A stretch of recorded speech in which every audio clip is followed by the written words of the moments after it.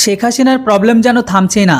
প্রথমে শেখ হাসিনার পদ থেকে নামিয়ে দেওয়া, পরে বিরোধীদের ভারী প্রদর্শনের কারণে খুব তাড়াতাড়ি দেশকে ছেড়ে দেওয়া।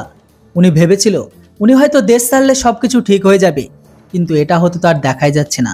কিন্তু ওদের প্রবলেম আরও বেড়েই যাচ্ছে। সবাই জানে শেখ হাসিনা নির্বাচনের জন্য অন্য একটি দেশের খোঁজাখুঁজি করছে।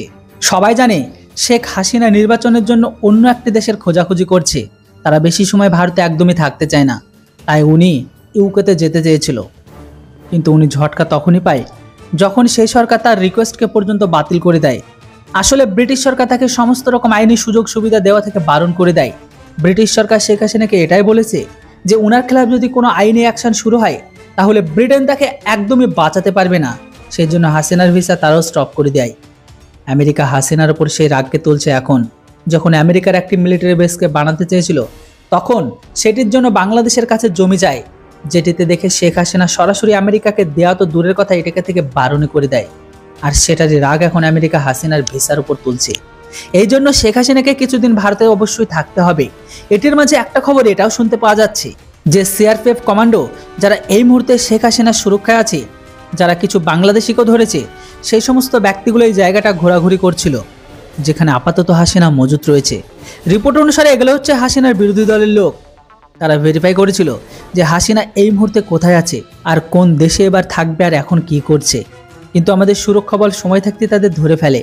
যেখানে আমি আজকে আপনাদের সকালের ভিডিওটিতে বলেছিলাম ভারত সরকার শক্ত একটি ওয়ার্নিংকে জারি করেছে যে যতক্ষণ পর্যন্ত শেখ হাসিনা ভারতে থাকবে ততক্ষণ পর্যন্ত তারা সমস্ত সুরক্ষা ভারতের হাতেই আছে। তাই এমতো অবস্থায় কেউ যদি তাদের উপর কোনো হামলা করার চেষ্টা করে তাহলে তাদেরকে একদমই ছেড়ে দেওয়া যাবে না। তাই এমতো অবস্থায় শুধুমাত্র বাংলাদেশেরই প্রায় 3 কোটিরও বেশি ভারত অবৈধভাবে বসবাস করছে। সেখানে আবার প্রতি মাসে 1.5 লাখ বাংলাদেশি যাওয়া আসা করে। অপরদিকে আবার মায়ানমারে 78,000 ভারতের শরণ নিয়েছে। মনে হচ্ছে ভারত এখন তাদের মনের মতন পছন্দের ঘর হয়ে উঠেছে। আর বেঙ্গলে তো ঘোটালা সব থেকে এটাকে নিয়েই বেশি। তাই তো সিএ অনেক প্রয়োজন, আর এটাকে নিয়ে বিরোধ হয় বেঙ্গলে। এখন দেখার বাকি শেখ হাসিনাকে কোন দেশ শরণ দেয়, কেননা যার উপর আশা করেছিল তারাই তো বারণ করে দিয়েছে। তাই তো এখন ইউএই আর সৌদি শেখ হাসিনার শেষ ঠিকানা হবে।